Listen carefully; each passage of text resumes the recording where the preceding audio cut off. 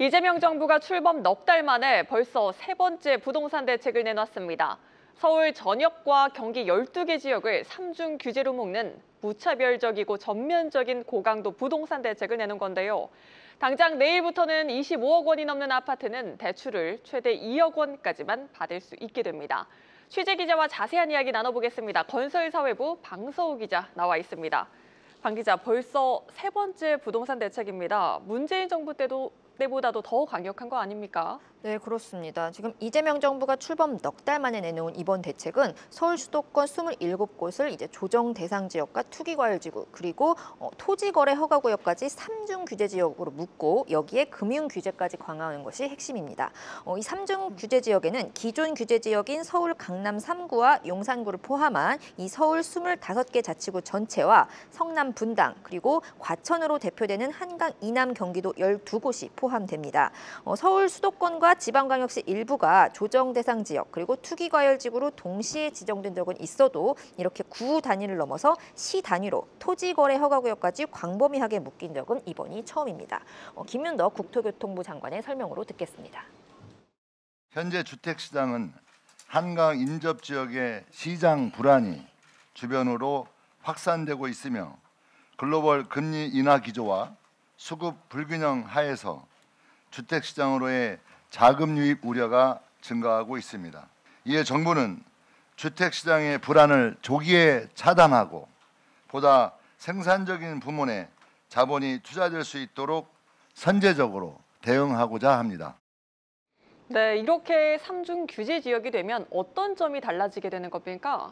일단 간단히 말해서 남의 돈으로 집을 사는 행위 자체가 어려워집니다. 우선 조정 대상 지역과 이 투기과열지구에서는 지금 대출 문턱이 높아지는데요. 무주택자와 집을 처분할 예정인 1주택자의 주택담보대출 비율, 즉 LTV는 70%에서 40%로 강화되고요. 유주택자는 아예 대출이 금지됩니다.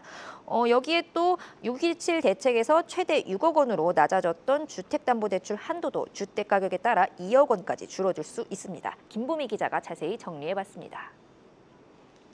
지금까지는 수도권 규제 지역 내에서 주택 구입 목적으로 주담대를 받을 경우 일률적으로 6억 원 한도가 적용됐지만 내일부터는 주택가격 구간별로 한도가 다 다르게 부여됩니다. 15억 원 이하 주택은 기존과 동일하게 6억 원, 15억 원 초과, 25억 원 이하 주택은 4억 원, 25억 원 초과 주택은 2억 원으로 세분화한 겁니다. 여기서 주택가격은 대출 신청일을 기준으로 한국부동산원 가격, KB부동산 시세의 일반 평균가 등을 활용해서 판단합니다.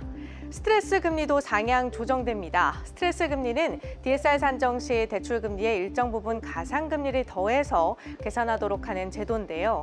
이를 적용하면 실제 이자 부담은 달라지지 않지만 대출 한도는 줄어들게 됩니다.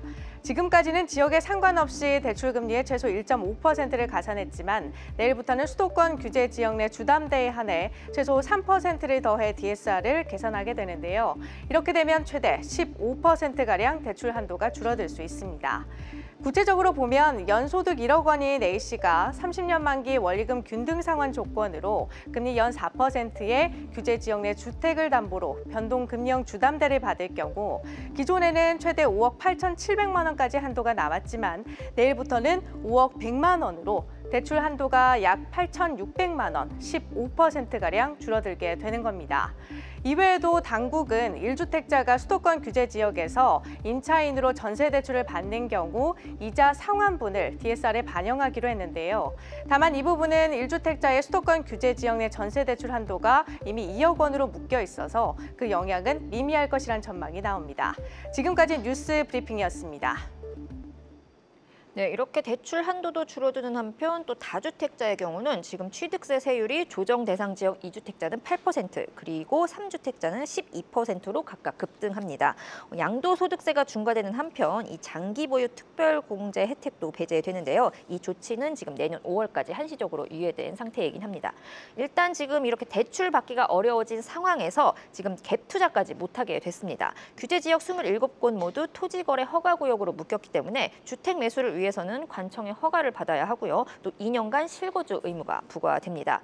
다만 이 서울시는 이 정부의 대책 발표 직후 서울 전역을 토허구역으로 묶는 방안에 대해서 지금 실무 차원에서 일방적인 통보만 받았고 좀 이런 부작용을 건의했음에도 강행 발표됐다는 입장을 밝혀왔습니다. 네, 불과 2주 전이었습니다. 김윤덕 장관이 과거 문재인 정부처럼 시장 상황에 따라 단기적으로 대응하지 않겠다고 공언한 바 있었는데요.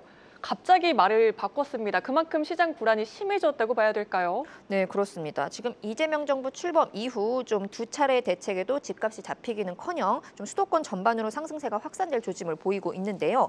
특히 3중 규제 지역으로 묶인 이 지역들은 최근 3개월간 주택 가격 상승률이 지금 물가 상승률의 1.5배를 넘긴 곳들입니다. 그래서 대책을 내놓되 어디가 오를 때마다 이제 바로 규제를 가하는 방식이 아닌 좀 한 번에 전방위적으로 적용하는 방식을 택한 것이고요. 이런 방식이 오히려 핀셋 규제로 일관하다가 좀 가격 상승세가 번지는 풍선 효과에 더해 똘똘한 한 채로 지금 수요가 몰리는 부작용을 경험했던 이런 문재인 정부 때의 전철을 밟지는 않겠다는 의지를 드러낸 것이라고 볼 수 있습니다. 네, 문재인 정부 시절 경험했던 부작용까지 원천 차단한 초유의 고강도 대책이긴 합니다만 아직 유의미한 주택 공급 신호가 없는 상황에서 규제를 강화하는 건 결국 또 다른 불안 심리를 건드리는 것 아닌가 하는 걱정도 됩니다. 전문가들은 이번 대책 집값 잡을 수 있을 것이라고 보나요? 어떻게 전망합니까? 일단 전문가들은 이번 대책이 좀 유례 없는 초강력 대책인 만큼 단기적으로는 좀 거래가 위축될 수 있다고는 봤습니다. 이렇게 전문가들의 평가와 향후 시장 전망은 강미선 기자가 정리해드립니다. 전문가들은 이번 대책으로 단기적인 거래 위축과 상승세 둔화는 불가피하다고 진단했습니다. 하지만 이번 대책에 대한 부작용 우려는 더 크고 깊었는데요. 당장 전월세 시장의 불안이 점쳐집니다. 전세를 낀 매매가 막히고 월세 전환이 빨라져 세입자 부담이 커질 것이라는 우려가 나오는데요. 이번 규제로 정비 사업이 더 어려워지면서 서울 재건축, 재개발 활성화가 물거품이 될 가능성도 점쳐집니다. 규제 완화로 공급을 늘리겠다는 서울시와의 정면 충돌입니다. 자산 불평등이 더 커질 것이라는 분석도 지배적입니다. 거래 단절이 곧 중산층의 시장 진입을 막을 것이라는 우려가 나오고 있는데요. 또 현금 부자들의 거래는 막을 수 없다는 점에서 오히려 핵심 지역 쏠림과 양극화를 키울 수 있다고 분석했습니다. 무엇보다 모든 자산 가격이 오르고 있는 지금 부동산만 주저앉히는 정책이 통할지도 의문입니다. 이번 대책은 단순한 집값 규제가 아닌 자산의 이동 방향을 바꾸는 신호지만 넘치는 유동성을 규제로 조절하긴 어렵다는 평가입니다. 전월세 불안과 금리 인하 기대가 겹치면 매수 심리가 다시 살아날 수 있다는 분석이 나오는 이유입니다. 지금까지 뉴스 브리핑이었습니다.